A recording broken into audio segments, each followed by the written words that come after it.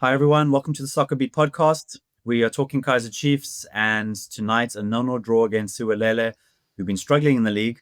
Guys, it's 1 win in 8 games now for Chiefs. 1 win in 7 with these two co-coaches.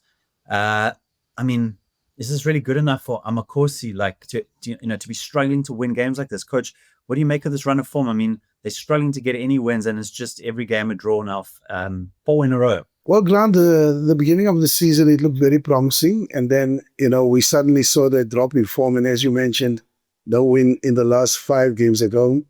It doesn't look good. I mean, at home, especially, if you want to compete for honors, you need to win your home games. If you draw away, it's understandable. But at home, you want to have maximum points. So yes, not good enough for me.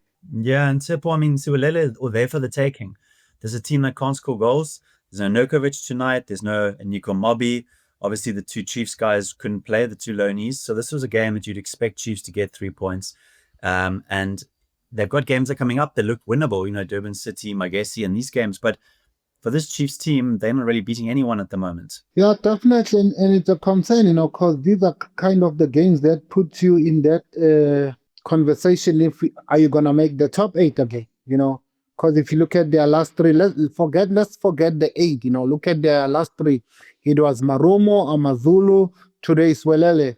So you're having a lot of the could have, should have won games. So now they're tiling up. End of the season, you check your position, you're outside the top 8, and nobody cares that time. That you should have won that game. You missed chances.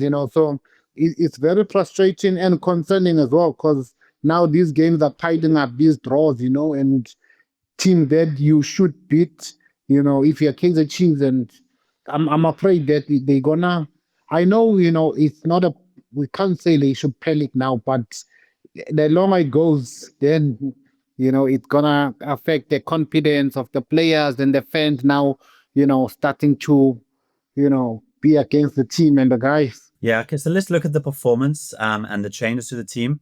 Just before we crack on with that, guys, please hit that subscribe button and the like button. It helps so much with the visibility on YouTube. It allows other people to find the podcast as well. So the starting 11, 7 changes. I know this is in between 2 very important CAF matches. They at Dobsonville on Sunday. They've got the second leg against IS Simba. They need to get a win there to get through into the actual group stage. So 7 changes, but only 1 new signing lined up in this team, and they signed a dozen new players. So I'm interested to know, Coach, these new signings, some are still injured and settling in, and some have done okay and then got injured. But the board must be looking. They signed so many players, and only one's being selected by these 2 co-coaches. It's a bit alarming, because you might find at the end of the season some of these signings don't even get a second season if they're not going to get into the team at this stage. We're quite far into the season now. It's not like the first 5 games anymore. We're around like the 15-game mark, so in all competitions. So it's a bit of a worry. I don't know how you feel about that. Well, I think at this stage, you're almost 1/3 into the league. You should have a set starting 11 by now. You should know who your starting 11 is. You should know your combinations better. I still think there's like for like. We saw Ighodaro coming in. Yes, fair enough, he's been away. We want to see him play.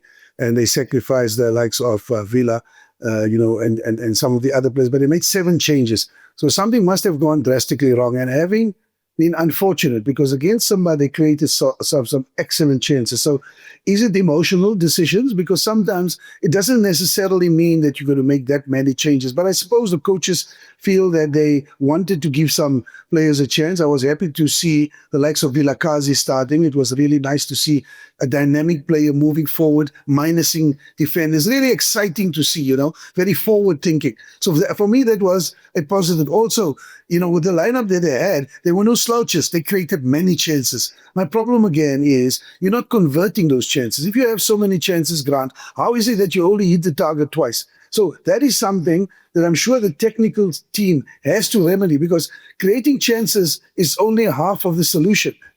At least converting 1.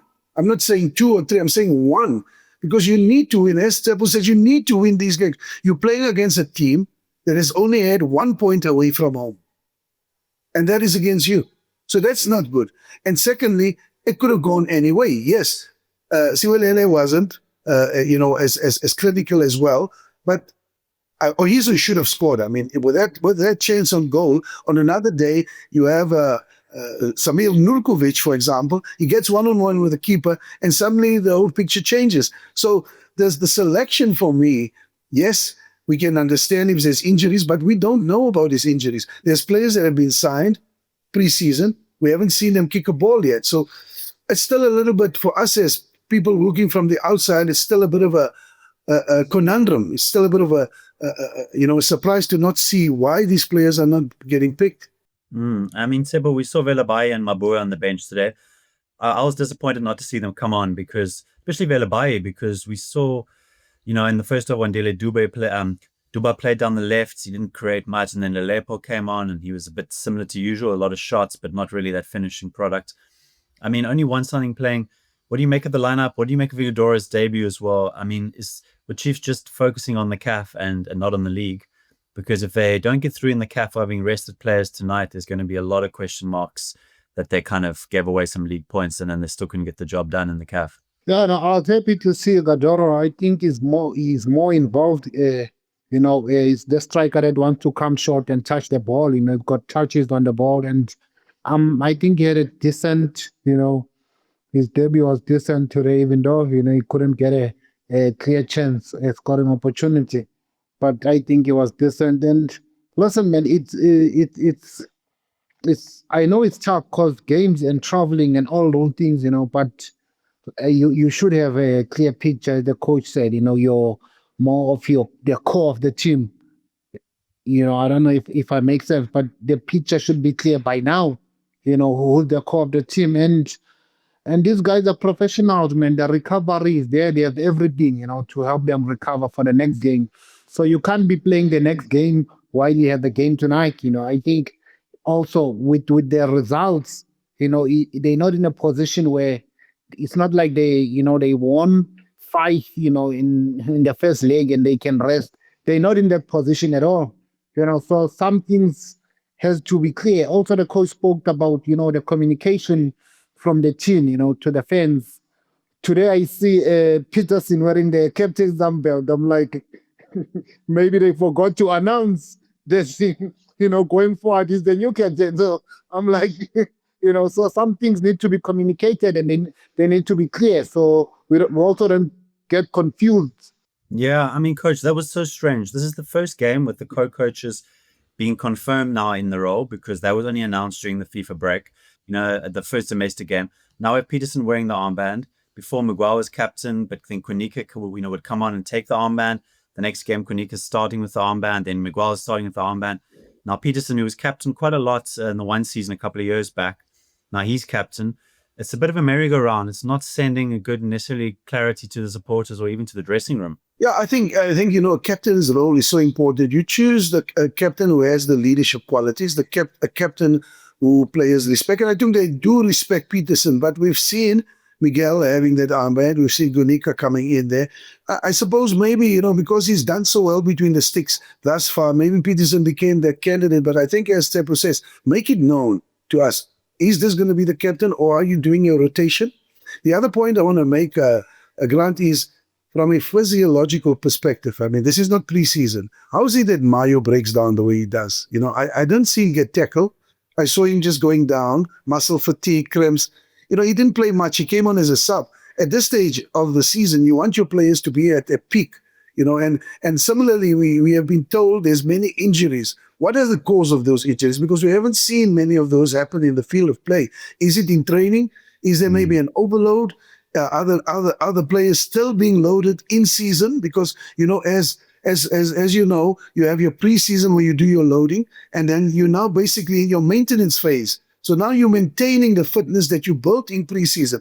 But when results are not coming, sometimes you find coaches wanting to train their players, citing the fact that the players may not be physically at the level you want them to be. So I don't know if that could be a reason. I'm just, throwing the cat amongst the pigeons there and saying, why is it that we're not seeing players and we're being told injuries occur as often as we've seen? And then the Mayo incident today, made me think. Yeah, I think it's a fair point. Chislet's injured apparently. Shinga's apparently injured. Flavio Da Silva has not been in the squad with an injury as well. Ighodaro got injured 2 days after starting training. Then he was out for many weeks. that slowed his progress. So Tsepo, it is worrying because yes, Chiefs have a big squad, but all these injuries are not going to help you build this cohesion in the squad. And another point I want to bring up, this is Chiefs' seventh home match already in the league. So they only played 2 away games. In the second half of the season, they're going to be traveling away and away and away all the time. Not the best travelers anyway, Amakhosi. So there are a few worrying factors at the moment behind the scenes, just with the fixture list and the injuries. Yeah, yeah, definitely. And also, if the results are not coming, it becomes worse, because now we started looking at everything and then we have too many questions. As you said, I also felt Velebayi was going to get a chance today. We're still waiting for a Maboe to see a Maboe. But also maybe, I'm not, I don't have the info, like training and how they train. But I feel like in most teams in South Africa, when you say depth, they go and sign 40 players, and at training, the quality of training now, it disrupts. Let's say you're playing 11v11. How do you manage, other guys, their fitness levels? How do you get it up, So it's tough. And also the traveling, you don't get to play too many friends. I think also, this thing of having like a big squad, and then you want to say it's depth, it's to me, kind of confusing. If you look at overseas, like you look at your Man Cities, your Real Madrid, you can see they've got 28 man squad. But in South Africa, you find that you've got 38 Grant, and also I'm asking myself sitting at home, so how do you manage to the training, that everyone gets a fair chance of opportunity and training to improve also their fitness? Because it's one thing to train with the soccer ball, and it's one thing to say, you run outside, go with the physical trainer. That's not game related per se, that because you're not with the ball, you're not training with the ball. So maybe it's part of that, this big squad thing, in the long run, it becomes a problem. Yeah, I think you're right because they've been traveling for CAF games. They leave a lot of players behind, so they don't travel with a lot of the players. And then you'd think they're doing their own sessions, maybe a lot of running. But look, we don't know for sure. But the fact is, these two coaches have to sort out the injury problems and get the best players available. That's a key factor, guys. Let's look ahead to the CAF game because Mayo, as we mentioned, got injured tonight. He's almost certainly going to miss that match. I believe Ighodaro is not registered for the CAF. So is it Ashley Dupree who missed that big sitter in Congo? And he was left out of the squad completely tonight, which is worrying because maybe he's feeling the hit to his confidence. It's a bit concerning because, as you said, Tsepo, they have a lot of players, but it feels a bit like quantity. There's not a lot of quality in depth. It's a bit of interchanging, It's not really, this guy's about the same as that one, so let's swap them. It's not like there's 15 and then a couple of decent backups, Who would you go with, coach? Who's going to lead the line there? And then thankfully we saw Monyane back on the bench tonight. Because that Siwelele actually got a lot of joy down that right flank in the first half. Would you start Monyane, coach, in that big game straight away? I think when Monyane was fit, he was really very instrumental when they had that fantastic run of play. So I think, yes, definitely I would start him. I mean, if Silva is registered, he could be a player that I could use up front. I don't think the Simba team that we know of late is as effective as the one that we knew in the last season. They were very, very effective. They haven't yet appointed a full-time coach. So they still have a caretaker coach there. So I think basically this is a team that's beatable. If I look, we didn't see the game, but I read the write-ups. Chiefs created a lot of chances besides the obvious one where Dupree missed an open goal. But I do think Chiefs at home will go through to the next round. For me, the concern is, again, that when you have a squad that's so heavy and you don't yet have, in mind who's I wouldn't even say your starting 11, but who is your 18 or 20 man starting team, and the rest of them obviously have to fight for a place. And that's the big concern for me, because you could see tonight, there was players that should have, Maboe, for me, I would have loved to see him come on. I would have loved to see his effect moving forward, because yes, they created some good chances. It was just a case of ensuring that they put away some of that. And maybe a player like Maboe would have just been the right player to come in. Velebayi also, as you said, could have been an option. You haven't got anything to lose. You're playing the normal suspects. You brought in players that we know what they're capable of. And maybe this could have been the opportunity tonight, planning ahead for the Simba game. What do you think, Tsepo? Who would lead the line for you? Let's assume Ighodaro's out, Mayo's injured. Is it Dupree? Is it Duba? I mean, yeah, it's probably going to be one of those two. And Monyane, I think we both thought he was brilliant at the start of the season. Are you going to start him straight away? Is it worth that risk?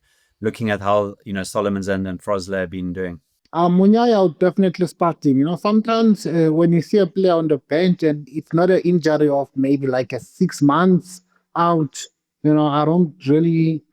Of course, there's risk in football, but I'll definitely start Munyai. And up front, man, phew, it's tough because Dupree, the confidence is not there right now. Not take nothing away from the boy, but I don't really think in this game they should start him. Maybe a Silva if he's available. If not, let's try a Duba again up front because I see him struggling on the left wing today. I think they should just try him up front and see what you can get from him. Okay, gents. Let's call it there. Chiefs, a disappointing result tonight. I think everyone expected this would be a game to bounce back and get 3 points. They need to sort themselves out because there's some similar games coming up. Durban City, Orbit College, Magesi, and then Arrows and Chipper. They are winnable games ahead, but they need to get some sort of confidence in the scoring going.